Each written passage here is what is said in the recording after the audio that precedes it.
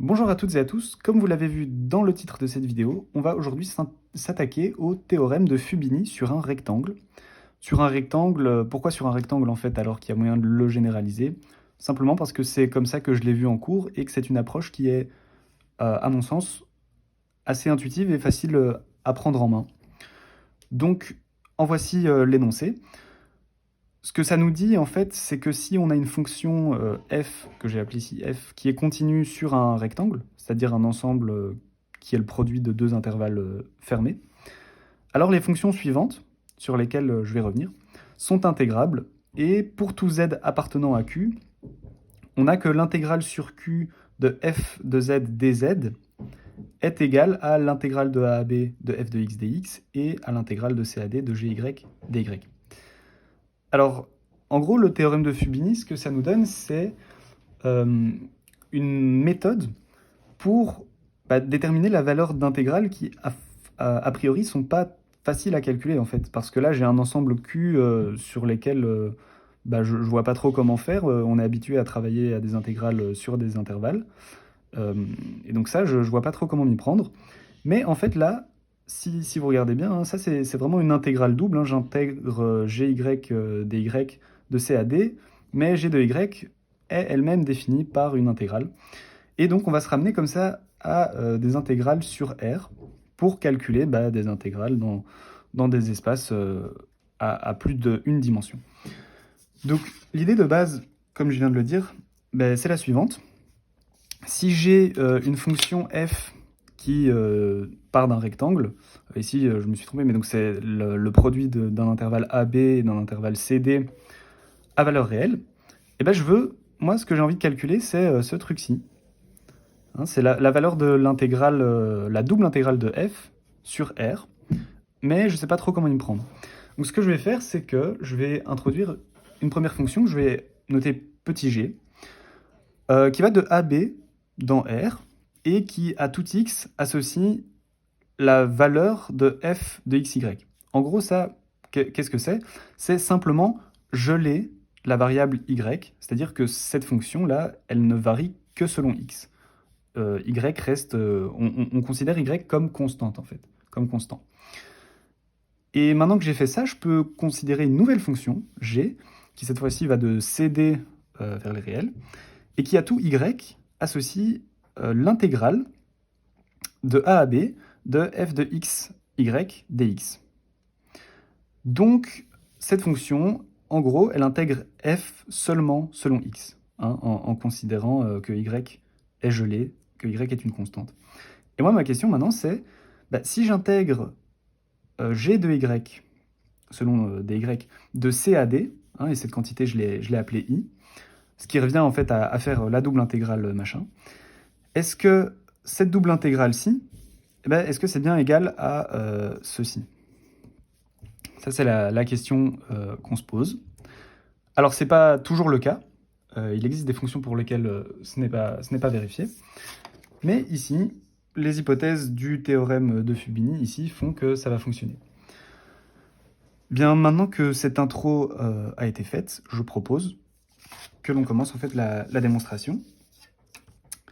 Alors, comment est-ce qu'on va faire? Peut-être avant, il faudrait que je définisse en fait ce que je veux démontrer. Donc ici, ce que je veux démontrer, c'est premièrement que cette fonction f et cette fonction g sont intégrables. Ça, je veux le démontrer. Et je veux démontrer aussi que ces quantités-là sont égales. Alors, je vais raisonner sur la fonction f, mais en fait, le raisonnement est vraiment tout à fait similaire pour la fonction g. Il suffit de savoir de quoi on parle et de bien remplacer les noms par ce qui correspond. Donc, la première chose qu'on va faire, c'est on va montrer que f est uniformément continu sur AB. Hein, donc AB, cet ensemble-ci, qui est un compact. Et donc ça nous garantira que grand F est intégrable sur AB. Je l'ai démontré dans la vidéo précédente, en fait. Vous pouvez vous référer à celle-là pour voir pourquoi. Et donc, voilà. Première chose, on veut montrer que F est uniformément, que j'abrège UC, continue sur AB. Ce qu'on sait déjà, c'est que ma fonction petit f est continue, hein, ça c'est dans les hypothèses, et elle est continue sur Q qui lui est compact, sur Q qui est compact. Et en fait ça nous assure que petit f est uniformément continu.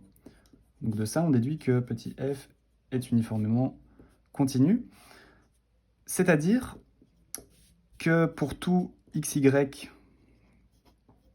et x', y' qui appartiennent à Q, on se fixe un delta strictement positif. Eh bien, pour tout epsilon strictement positif, voilà, donc je m'étais un peu emmêlé les pinceaux, mais donc pour tout epsilon strictement positif, si la distance entre mon vecteur xy et mon vecteur x', y' est plus petite, strictement inférieure à delta, alors, eh bien, la norme ici, parce que f est à valeur réelle, de f de x, y moins f de x', y' est strictement inférieur à epsilon. Donc ceci, c'est vraiment par la définition de l'uniforme continuité de f sur q. Et maintenant, on va faire des petites observations.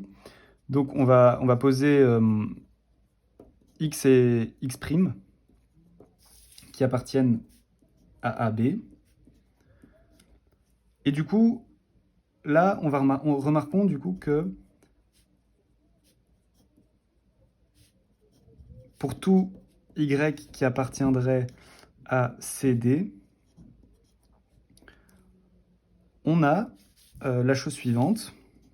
La norme de xy, donc la distance entre xy et x', y, ça c'est juste égal à la norme de x moins x', 0.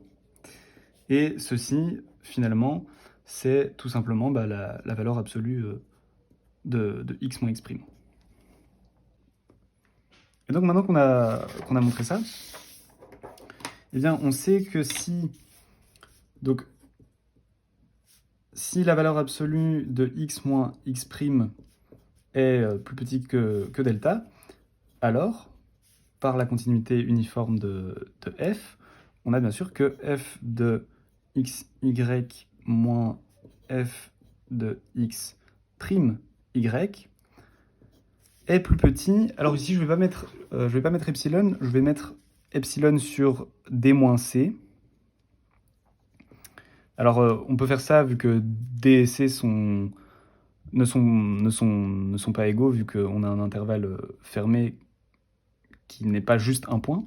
Et pourquoi je fais ça? Je fais ça pour qu'à la fin, il y ait un d-c qui se simplifie et qu'on retrouve bien juste un epsilon dans la définition. Ok, donc maintenant on va aussi remarquer la chose suivante, c'est que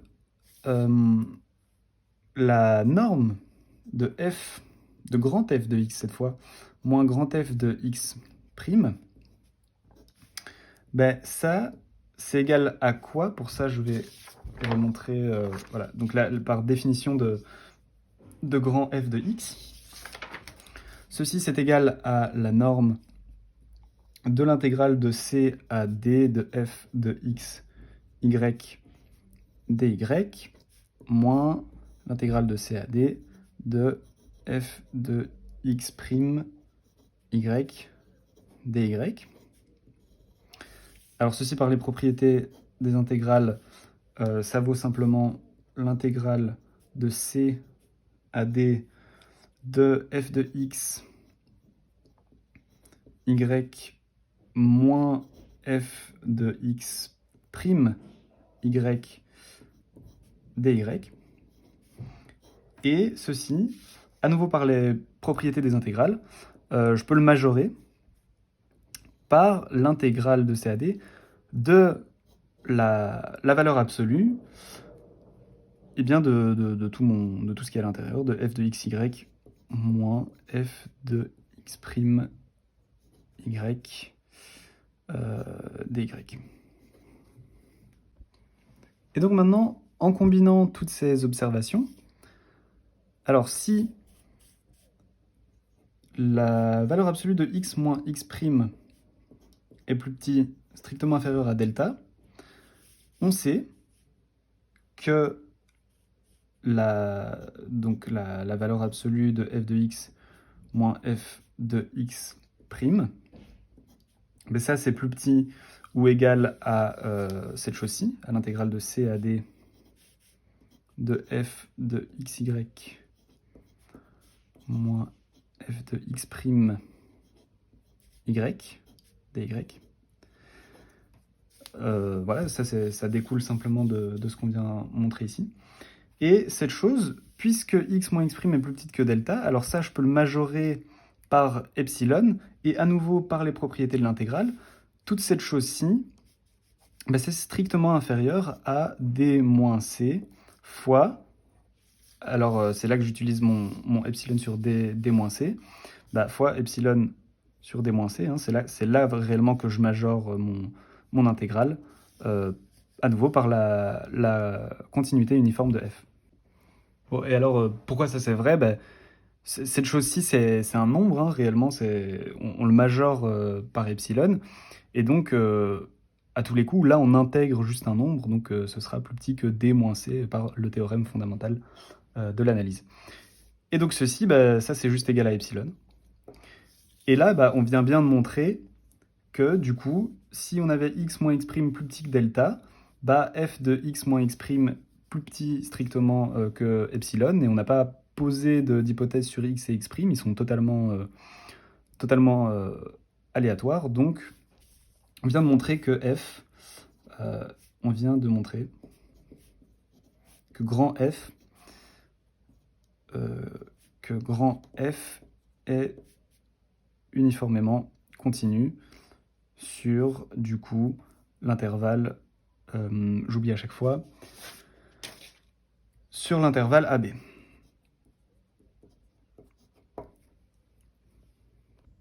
Et donc ça, réellement, c'est super parce que on en conclut que f est bien intégrable. On conclut que f est intégrable sur AB grâce notamment à la vidéo précédente, par exemple. Et bon, maintenant, tout de même, il reste à montrer la chose suivante. Et c'est finalement à ça que nous sert le théorème de Fubini, c'est que l'intégrale de a à b de f de x dx est bien égale à l'intégrale sur q de f de z dz. Et donc ça, c'est la partie 2 de la démonstration, qui est un peu plus barbante peut-être, pas très éclairante parce qu'on repasse à la définition, mais à nouveau elle fonctionne et c'est comme ça que je l'ai vue. Mais donc l'idée ici, c'est la suivante, c'est de montrer que à la fois cette intégrale est plus petite ou égale à celle-ci, et à la fois qu'elle est plus grande ou égale que celle-ci, et donc on en conclut que finalement elles sont égales. Je vais seulement faire ce raisonnement-ci, plus petite ou égale, mais le raisonnement pour montrer qu'elle est plus grande ou égale est totalement similaire, il faudra juste remplacer des minimums par des maximums. Et également, une autre chose, à nouveau là je ne montre que grand f, l'intégrale de grand f est égale à l'intégrale de f sur q, mais le raisonnement pour g est pareil, tout à fait similaire. Donc pour ce faire, on revient à la définition, on considère soit P une partition de Q, que l'on va écrire, que je vais subdiviser, donc une partition de P de Q, pardon, c'est un choix de partition pour chaque intervalle. Donc l'intervalle AB, par exemple, on va le subdiviser en plein de petits segments, que je vais appeler par exemple S0, S1, jusque SP, qui sera B. Donc ça, c'est pour l'intervalle AB, qui est donc P1, P1, partition de AB. Et on fait pareil pour la partition CD, donc on met C qui est égal à T0, T1, jusque TQ, qui est égal à D. Et ça, c'est la P2 partition de CD. Donc il faut vraiment s'imaginer, j'ai mon rectangle comme ceci, disons A, B, C, D, et je viens subdiviser comme ça les côtés en de plus petits intervalles, et donc ça me fait de plus petits rectangles en fait. Et ça, c'est donc les rectangles élémentaires que j'avais déjà mentionné dans la vidéo précédente. Et donc je vais noter RIJ, hein, donc ça c'est les RIJ, les petits rectangles. Et donc en fait chaque rectangle RIJ, c'est égal, comme on le voit ici, au produit de SI-1, SI, et TJ-1, TJ. Hein, c'est ce qu'on voit ici sur le schéma. Et donc en fait, ceci je vais appeler, disons, SI, ceci TJ, et donc finalement, RIJ, c'est égal au produit de SI et TJ. Et maintenant, à nouveau, on va appliquer la définition, et on va calculer les sommes de Darboux associées à cette partition. Donc somme de Darboux inférieure ici, que je vais noter, L de FP, et ça, par définition, hein, c'est juste égal à la somme pour I qui soit égal à 1 jusque P, c'était bien P, et J qui soit égal à 1 jusque Q, de quoi du volume de chaque rectangle élémentaire fois l'infimum sur chaque rectangle élémentaire de f de xy. Donc là, on se torture un peu l'esprit parce que la définition est très lourde et pas très éclairante. Mais donc, ceci, c'est la même chose à nouveau. Donc, c'est la somme pour i égale à 1 plus petit que p, j égale à 1 plus petit que q. Et le volume de chaque RIJ, c'est quoi? C'est juste le produit de chaque petit segment, quoi. Donc, SI moins SI moins 1 fois, c'était TI moins TJ moins 1 fois le minimum sur tous les points XY qui appartiennent aux ensembles là que j'avais appelés SI et T, grand SI et grand TJ, et minimum toujours de f de x. Et cette chose-ci, c'est égal à la somme, toujours la même,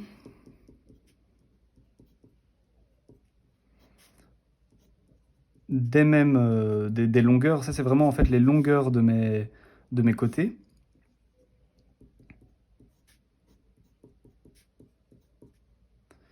TJ, pardon. Fois quoi? Le minimum de cette chose, c'est le minimum pour tous les x qui appartiennent à SI, du minimum pour tous les y qui appartiennent à TJ. Oula, je commence à m'embrouiller dans mes ATJ, des valeurs que prend f. Et cette chose-ci, je peux la réécrire maintenant comme une double somme. C'est la somme pour i égale à 1 jusque p de la longueur de mon côté, fois, cette fois-ci, le minimum pour tous les x qui appartiennent à grand SI, de quoi? De la somme, pour j égale à 1 jusque q, de TJ moins tj-1 fois le minimum des valeurs que prend ma fonction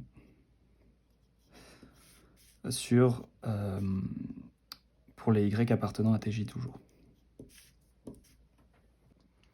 Et en fait, jusque-là, tout ce qu'on a fait, c'est vraiment juste un travail de réécriture pour remarquer que cette chose-ci, mais c'est rien d'autre que la somme de Darboux inférieure, pas de f, mais de la fonction qui gèle x, hein, et donc qui envoie y sur f de xy pour la partition p. Et cette chose-là, par définition de l'intégrale et des sommes de Darboux, on n'a que L de cette fonction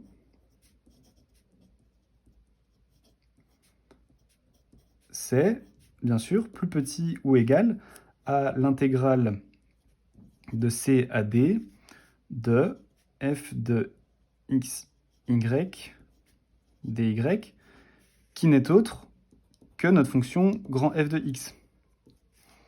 Et donc maintenant, si je reviens au début de mon calcul, voilà, de tout ceci, j'ai que L de f p, alors là je réécris ceci, c'est égal à la somme sur i allant jusque p de si moins si moins 1 fois le minimum pour les x appartenant à grand S de i. Bah, de quoi bah, ça c'est la même chose, hein. Donc le minimum sur la somme de Darboux de cette fonction.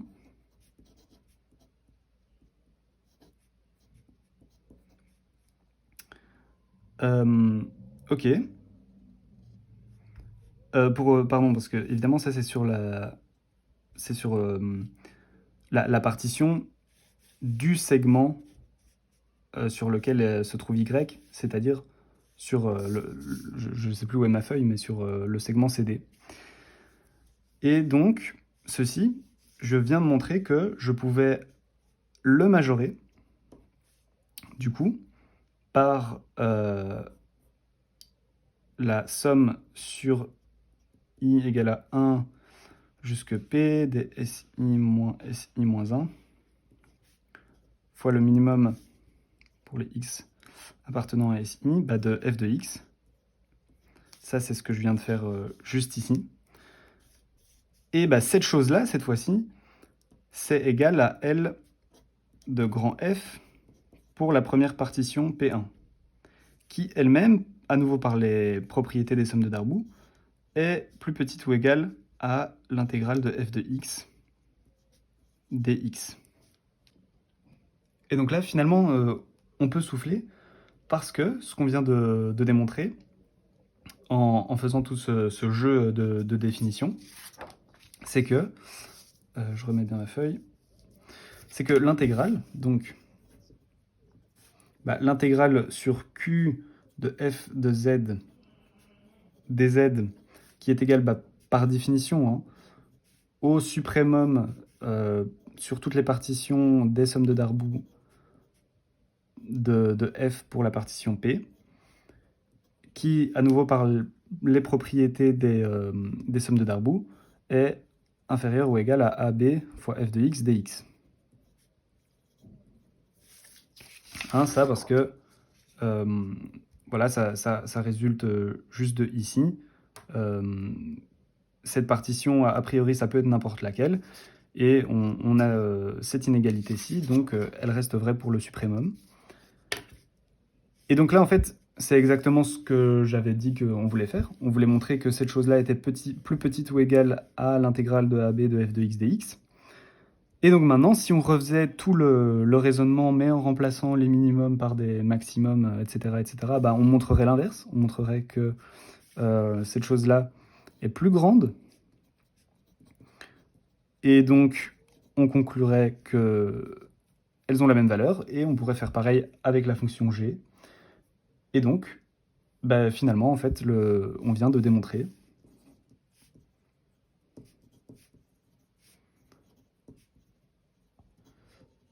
que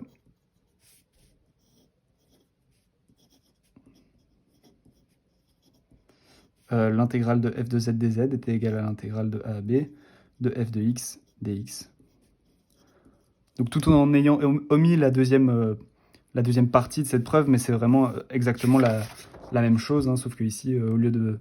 Bah, on calcule la somme de Darboux supérieure, et au lieu de mettre des minimums, on met des maximums, et c'est vraiment exactement le même raisonnement.